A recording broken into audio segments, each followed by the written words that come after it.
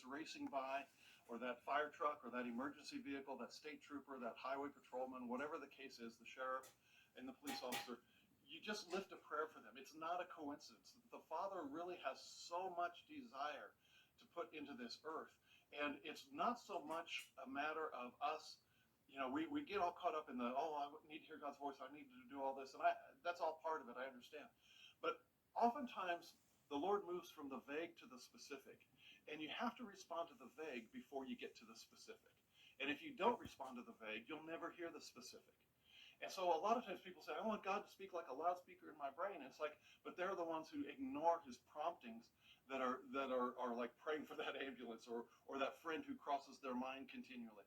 And you have to learn to be sensitive to the vague, to the things which aren't very specific, but they're more of a feeling or just a hunch or just something that floats up like a friend crossing your mind. And once you respond to that, then you can get to the specific. But the point this morning has to do with the Father's will, inviting him in. Because what this taught me is that I had always thought that prayer had initiated on earth. I always thought we were the ones who prayed. We are the champions. We're going to do this. We're going to grab hold of the gates of heaven, and we're going to bombard the gates and everything. And I came to realize in this visitation that really it's the Father who has his will, who wants to be done on the earth. And he's just looking for people to respond to him.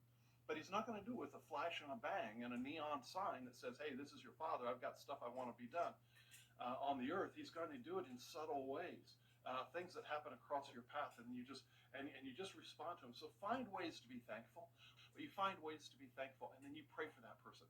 Jesus said in Matthew 5:44, he said to pray for those who use you, to bless those who use you, to pray for those who persecute you, and therefore you're like your Father who's in heaven, and to be mature in that love, who treats all people equally.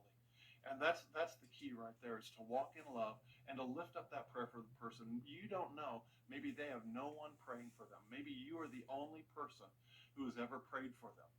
And so by doing so, you're asking the Father, and you're giving him legal